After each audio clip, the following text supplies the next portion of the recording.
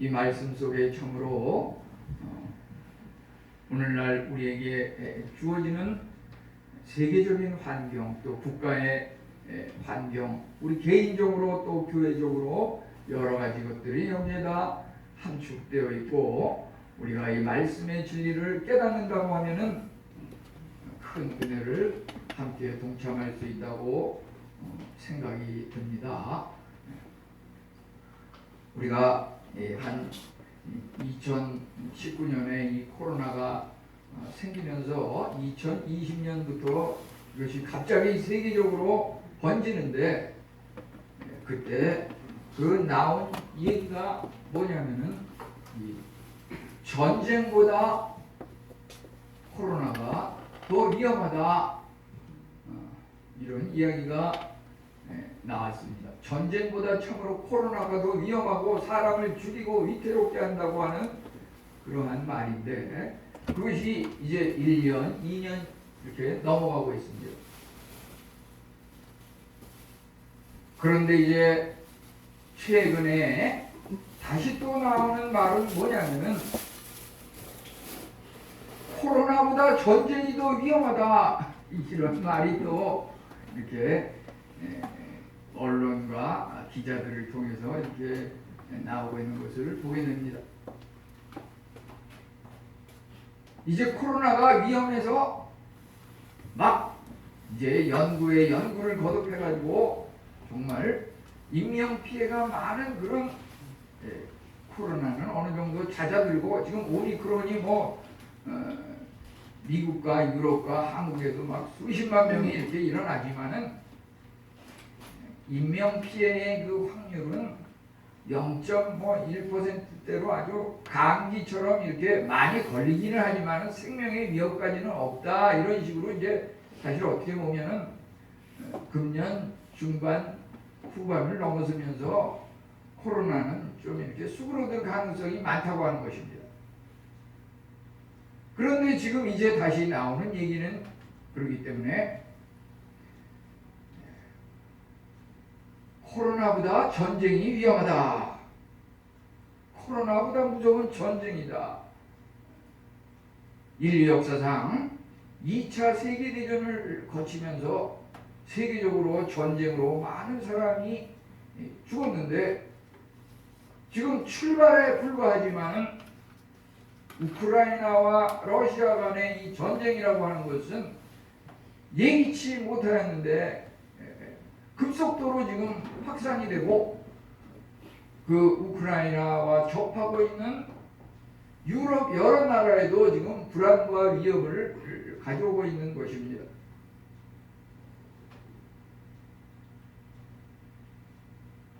우리 오늘 말씀을 읽은 것을 보면은 여기에 그 이스라엘이 하나님 앞에 범죄하고 우상을 숭배하는 이런 죄악을 범함으로 말미암아 하나님께서 가나안 나라의 왕과 장군을 통해서 이스라엘에게 전쟁을 일으켜서 이스라엘을 징계하는 그런 장면이 여기서 나오고 있는데요. 이스라엘의 그 죄로 말미암아 이방 나라 가나안이 이스라엘을 침투하게 해서 이스라엘이 잘못을 깨닫게 하고, 그 가운데서도 도저히 그 가나안의 그 병거와 군인의 숫자적으로는 엄청나서 도저히 이스라엘이 이길 수 없지만은 하나님께서 함께 하셔가지고 그 전쟁을 승리하게 하신다고 하는 내용이 여기에 기록되어 있습니다. 근데 그런 전쟁의 승리, 전쟁의 하나님, 이런 기사는 구약에 무수히 많이 나오고 있습니다. 근데 여기서 제가 특별히 이 말씀이 와닿는 것은 오늘날 또 우리 교회의 우리 성도님들 중에서 이야기하지는 않지만은 사실 그것이 현실이고 사람 사는 세상 이야기이기 때문에 우리가 늘 그냥 숨기고 이야기를 하기를 꺼리고 이래서는 안 되겠다고 하는 그런 면에서 저는 성경의 이야기를 한번 해봤으면 좋겠다 하는 의미에서 이것을 함께 은혜를 나누려고 합니다. 그것은 뭐냐면은 오늘날 많은 사람들이 특히 여성들이 남성에게 짓눌려가지고 요즘 무슨 뭐 여가부라는 것을 존속시켜야 되느냐 없애야 되느냐 남녀 평등이 이루어졌느냐 아니냐 이루어지지 않았느냐 하는 얘기가 대선 그 후보자들 간의 열띤 토론으로 이루어지는 것을 2, 3일 전에 이렇게 들었는데요. 실질적으로 이렇게 보면은 부인이 남편한테 물려가지고 어떻게 해결할까 하는 그 고민이 말이죠. 어떻게 할 줄 모르겠다. 나 이거 이제 하나님 그만 믿어야 되겠다. 막 방황을 하면서 고민을 하고 기도를 어떻게 해야 될지 안타까워하는 그런 이런 가족이 있는 것을 우리 교회 내에서도 제가 몇 번 이렇게 느꼈습니다. 그럼 과연 가정을 운영하는 데 있어서 남편과 아내의 그 위치라고 하는 것은 무엇이며 기독교적인 원리의 성경의 원리니까 어떻게 행동해야 될 것인가 우리는 여기서 그 교훈을 얻게 된다고 하는 것입니다. 우리가 세상적으로 생각하면 군사가 숫자가 많고 그 병거와 무기가 엄청나게 최첨단으로 강한 무기를 무장하면 또 군인들은 당연히 남자들 위주로다가 적에게 폭탄을 터뜨리고 심지어 핵무기를 발사해서 이기고 전쟁을 끝낸다고 이렇게 생각하고 있지만 반드시 그렇다고 하는 것은 아니라고 하는 것입니다. 오늘 이 성경 말씀은 뭐냐면 장군이 많고 무기가 많고 싸움이 치열하지만은 이 당시의 그 사사시대의 성경의 이 배경이라고 하는 것은 드보라라고 하는 여선지자가 사사로서 최고의 통치를 누렸던 그 시대적인 배경이 있었고 가나안 왕 야빈과 장군 시스라 그들과의 치열한 싸움에서 유대 혈통을 가진 이 야엘이라고 하는 여인이 적의 장수의 그 관자놀이를 장막 말뚝으로다가 그것을 방망이 망치를 쳐서 뇌를 관통시켜가지고 적장을 사사람으로 그 전쟁이 끝이 났다고 하는 것입니다. 아무리 남자 장군도 다 그 일을 못했습니다. 여기 용기 있는 여인 야엘이 그렇게 행했습니다. 우리는 여기서 어떤 그 신학자들은 이것을 해석하기를 여러 가지 방면으로 해석을 하는데 일부 사람들은 아무리 그래도 사람을 죽이는 것은 살인행위이고 그 범죄 행위를 집행하지 않을 수가 없는 것이다. 그 책임을 물어야 한다. 뭐 이런 식으로 이렇게 부정적으로 해석하는 분이 간혹 있기는 있어요. 그렇지만 여기서 우리는 이것을 어떻게 해석해야 될 것인가 라고 하는 면에 있어서 하나님의 명령을 따라 하나님께서 싸우시는 그 전쟁에서 우리 성도들의 입장이라고 하는 것은 하나님의 명령을 따라 하나님의 종으로서 전쟁을 수행해야 한다고 하는 것입니다. 이 성경에 나오는 이 전쟁이라고 하는 것은 단순히 무기를 가지고 싸우는 그러한 전쟁만 의미하는 것이 아니라 개인적으로 있는 여러 가지 육신의 어떤 눈에 보이는 싸움, 그것뿐만 아니라 마음과 정신, 영혼의 싸움, 또는 사회 관계에 있어서 이루어지는 눈에 보이지 않는 여러 가지 싸움, 건강과 마귀와의 싸움, 물질적인 경제난과의 싸움, 내가 학업을 마치고 취업을 잘해서 성공해서 사회의 권력을 차지해야 하는데, 좋은 직장, 좋은 직업을 획득해야 되는데 그것을 어떻게 획득할 것인가?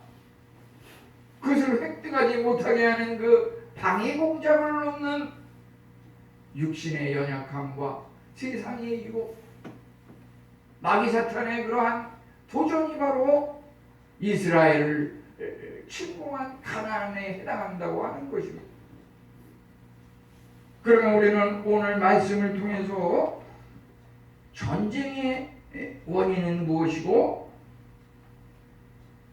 그것을 우리가 어떻게 바라봐야 하며 어떻게 우리가 승리할 수 있는 것인지 이렇게 살펴보려고 합니다.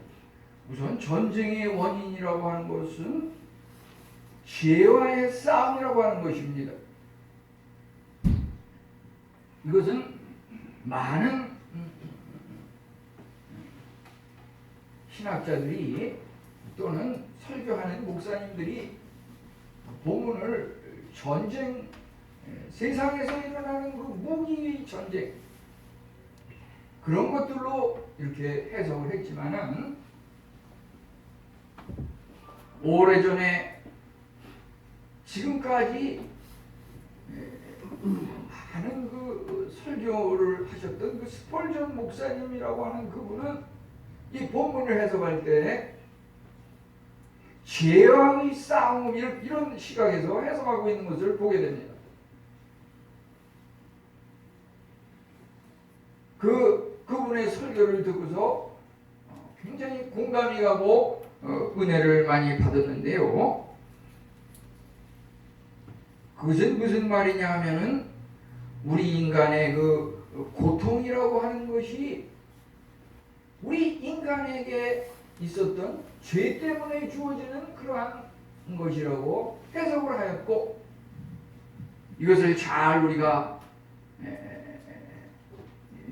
이해를 했으면 좋겠는데요. 본문은 이스라엘 백성과 가나안 사이의 그 전쟁인데 말이죠. 이스라엘이 죄를 범했기 때문에 하나님께서 가나안 왕 야빈을 통해서 또 야빈 왕이 군대 장관 시스라를 통해서 이스라엘을 침투하게 함으로 일어난 전쟁인데 이스라엘이 가나안과 싸우지만은 그 싸움은 이스라엘 자신이 범했던 그 죄와의 싸움이라고 하는 것입니다.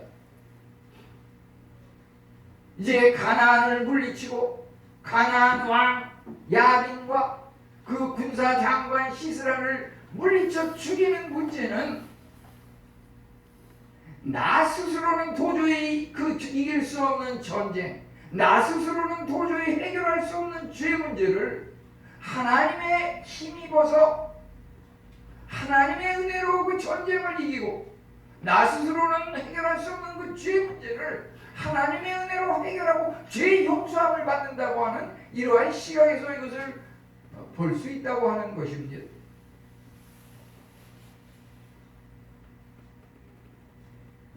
나에게 병마라고 하는 것, 질병도 마귀 사탄이 주는 것이니까 병마를 물리치고 병마와 싸워야 된다고 하는 말은 무슨 말입니까?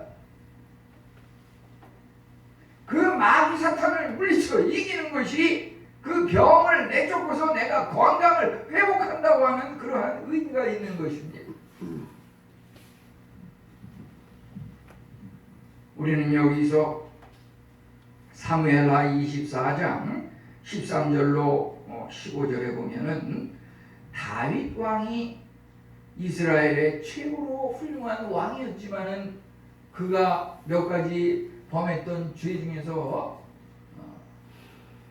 사무엘하 24장 그 마지막 부분에 보면은 인구조사의 그 교만죄를 범함으로 말미암아 하나님께서 각 선지자를 통해서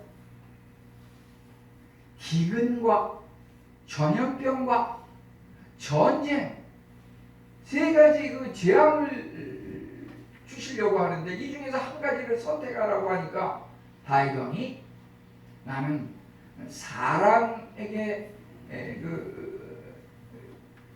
벌을 받고 싶지 않고 하나님께 벌을 받고 싶습니다 라고 말함으로써 하나님께서 다윗 왕의 그 인구조사 죄악으로 말미암아 내리신 재앙은 전염병의 재앙이었고 그 당시에 전염병이 생기면서 7만 명이 죽은 것으로 이렇게 사무엘하 24장 15절은 이야기하고 있습니다. 우리가 이런 것을 볼 때 전쟁이라고 하는 것의 원인은 성경적으로 죄와 연관이 된다고 하는 것입니다. 물론 신약에 보면은 나면서 병 걸린 자, 나면서 맹인되고 나면서 소경된 자가 자기 자신의 죄 때문이냐 부모의 죄 때문이냐 이것저것도 아니고 하나님께서 하시는 그 뜻을 깨닫게 하기 위함이라고 이렇게 하신 말씀도 있지만은 우리가 죄를 볼 때 아담의 창세기 그 최초의 인간 아담이 범한 그 원죄라고 하는 것 사과나무에서 사과가 열리고 배나무에서 배가 열리듯이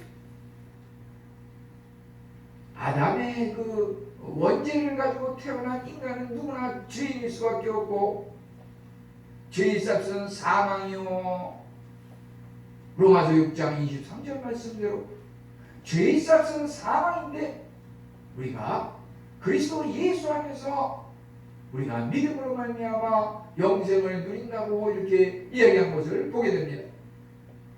죄의 값은 사망인데 그 사망 죽음에 이르는 데 있어서 그 과정은 여러 가지라고 하는 것이죠.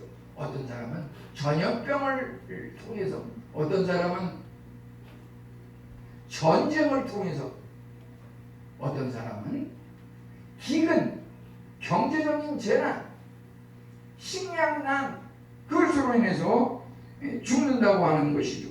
그래서 여기서 말하는 그 전쟁은 영혼과 육신, 사회관계의 그러한 싸움, 투쟁이라고 볼 수가 있습니다. 오늘 말씀을 보면 특별히 이것이 생긴 원인을 보면 사사기 4장 3절에서 뭐라 그랬습니까?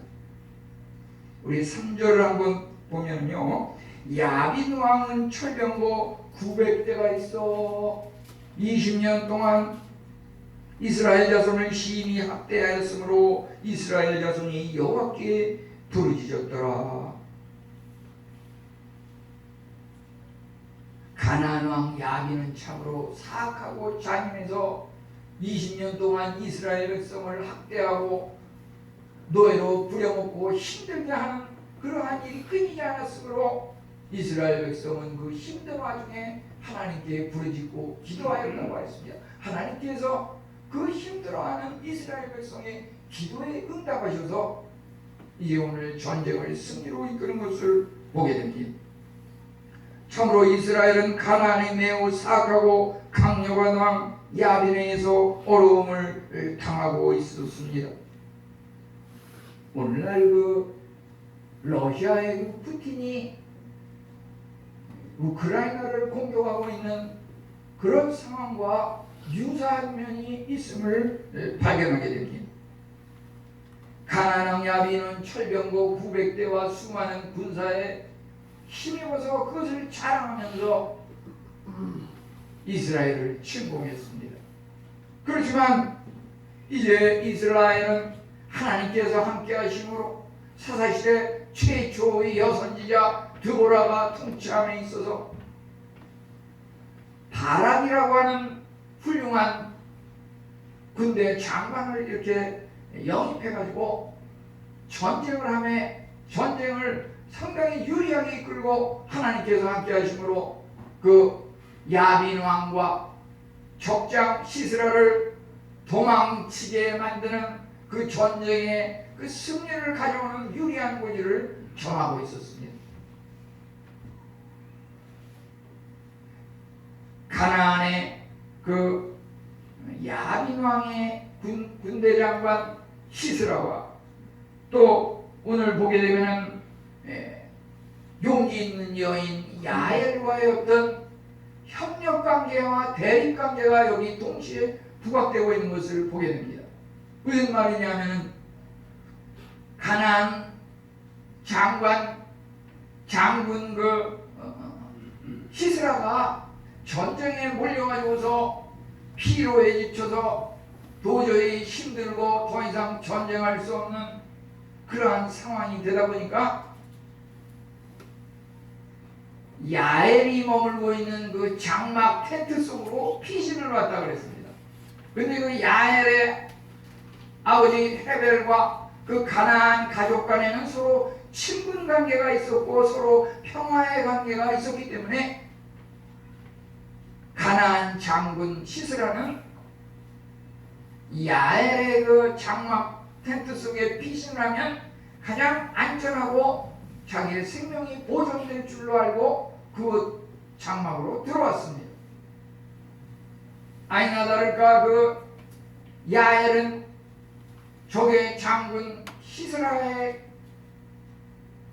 그 들어오는 것을 갖다가 환대히 맞이했습니다. 처음에 따뜻한 그 이불도 덮어주고 그가 목이 마르고 지치고 피곤한 그러한 상황에서 우유를 갖다가 이렇게 마시도록 따뜻하고 그 안정을 취할 수 있도록 이렇게 안심시켰습니다. 시스라는 이제 극도의 피로 속에서 야엘의 환대를 받으면서 워낙에 잠이 들었습니다. 그때 바로 야엘이 말하자면 그 장막이라고 하는 것이 텐트인데 텐트를 치게 되면 거기에 말뚝이 있지 않습니까? 이 야엘이라고 하는 용기 있는 여인은 그 말뚝을 갖다가 손에 들고서 이제 한쪽 손에는 이 방망이를 또 이렇게 들고서 적의 장군 시스라가 고요히 잠들고 있는 그곳에 살며시 다가가서 그 방망이로 장막 말뚝을 박았다 그랬습니다. 여기 지금 그 그림에 그 장면을 보면서 한번 상상해 보십시오. 근데 아주 초인적인 힘으로 그 장막 말뚝을 박으니까 이 관자놀이라고 하는 것이 이 눈썹하고 귀 한 중간쯤 되는 이 위치인데 여기다가 장막 말뚝을 박아가지고서 이 관자놀이를 꿰뚫어 가지고 반대쪽으로 튀어나오다시피 해서 이 땅에 완전히 그 말뚝이 박혔다 그랬습니다. 그러니 아무리 천하의 장사라 할지라도 완전히 그 관자놀이를 뇌를 관통해서 그런 말뚝이 어마어마한 게 머릿속에 들어가니까 여기 보니까 그 자리에서 완전히 기절해가지고서 죽었다 그랬어요.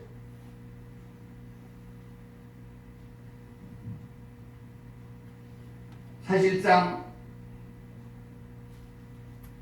여선지자 드보라의 그 군사 장군 바락은 가나안과의 싸움에서 하나님의 은혜에 힘입어서 적을 물리치고 위기의 궁지에 몰아서 모든 그 가나안 백성들 군사들이 다 도망가게 뿔뿔이 흩어지게 만들었지만은 시스라는 죽이지 못하고 우리 보면은 그 푸틴 러시아 대통령이 사실 우크라이나를 침공할 때 최초의 목표는 뭐냐면은 대통령궁에 들어가서 그 우크라이나 대통령을 죽이는 거였습니다. 근데 그거 죽이지 못하고 작전이 약간 차질을 일으키게 되니까 자꾸 전쟁이 지금 시간을 끌어가고 있는 건데 여기서도 시스라 장군을 가나안의 야빈 왕을 죽여야 될 텐데 내쫓고 도망가기는 했지만 죽이지는 못했어요. 그런데 여기서 야엘이 한낱 여인이 그 장군 시스라를 관자놀이를 관통하게끔 말뚝을 방망이로 쳐서 죽였다고 하는 것입니다. 이제 이것을 통해서 전세는 급변해서 완전히 가나안은 멸절하는 이러한 기록을 우리는 오늘 본문 말씀 18절에서 24절 사이에서 보게 됩니다. 이것은 무엇입니까? 우리가 그 죄라고 하는 것에 대해서 말이죠. 그것을 약간 조금씩 이렇게 나아지면 된다. 이렇게 생각하기 쉬운데 그 죄라고 하는 것은 뿌리까지 완전히 뽑아서 전멸을 시켜야지 남겨서는 안 된다고 하는 것입니다. 싸움과 전쟁이라고 하는 것도 왕과 그 장군을 완전히 죽여버려야지 살리면은 언제 그들이 다시금 복귀할지 알 수가 없는 겁니다.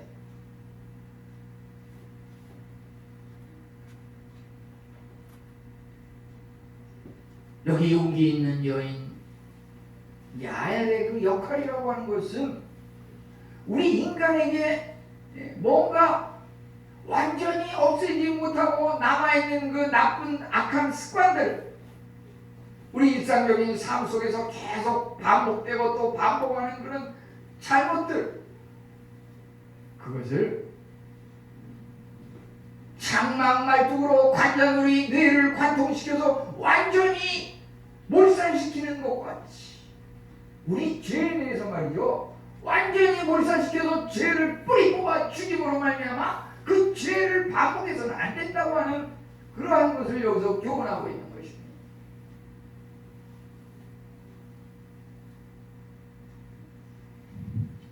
야엘과 시스라는 참으로 그 남편을 통해 가지고 가족과 가족 간에 친밀감이 있었고 평화 관계를 유지하여서 서로를 의지하고, 시스라 그 적의 장군이 야엘의 그 장막에 가면 내가 뭔가 우리 가족 간의 친분으로서 자기를 편안하게 도피시킬 것이라고 하는 일말 기대감으로 거기 갔지만은 야엘은 처음에는 그를 환대했지만은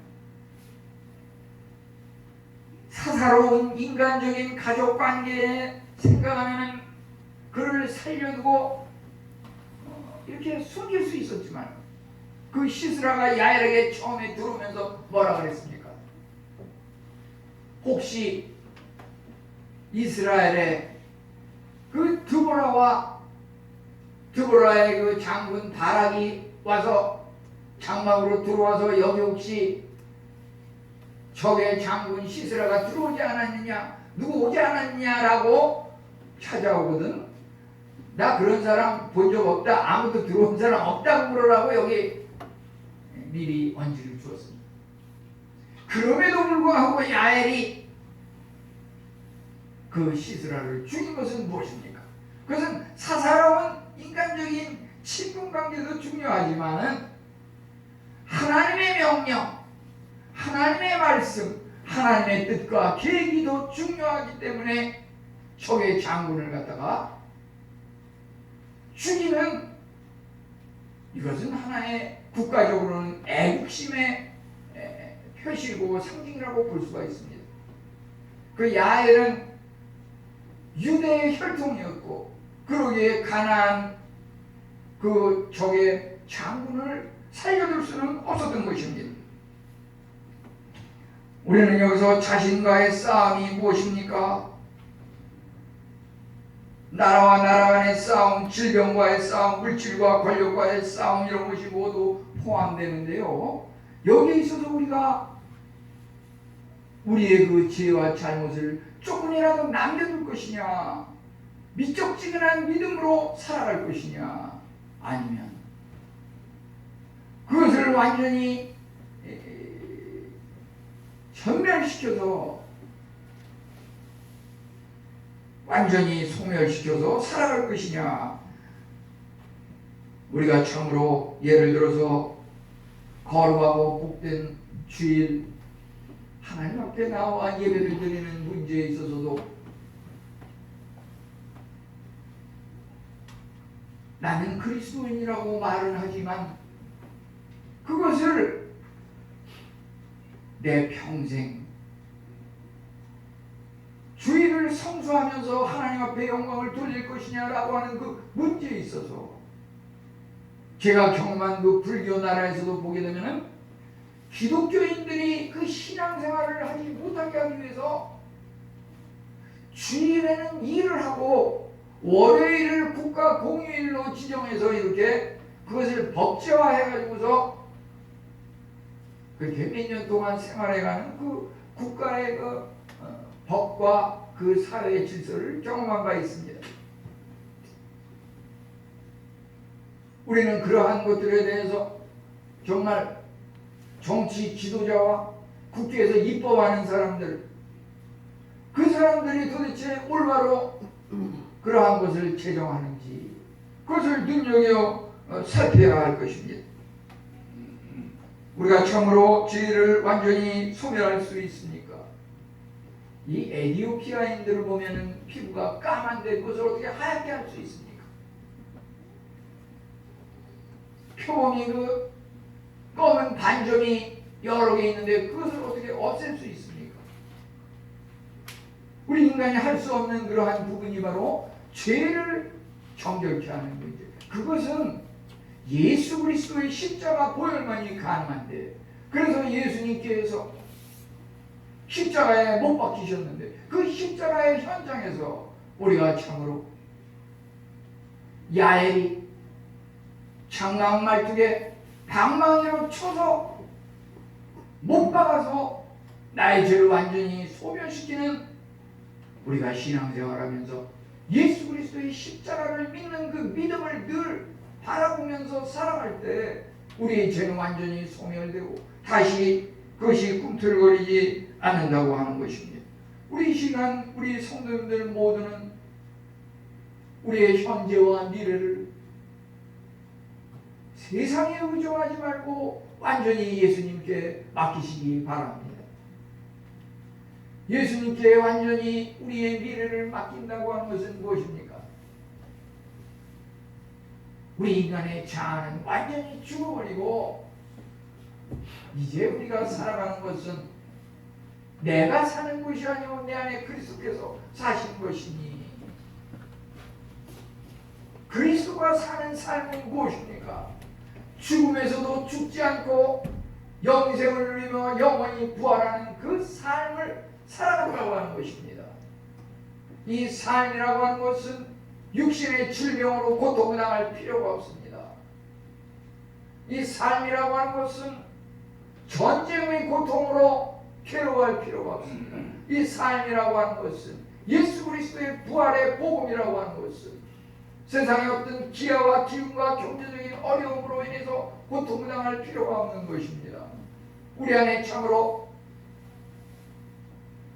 야엘이 적의 군사장관 시스라의 관자놀이를 장막 말뚝으로 관통시켜서 완전히 죽음을 몰아냈듯이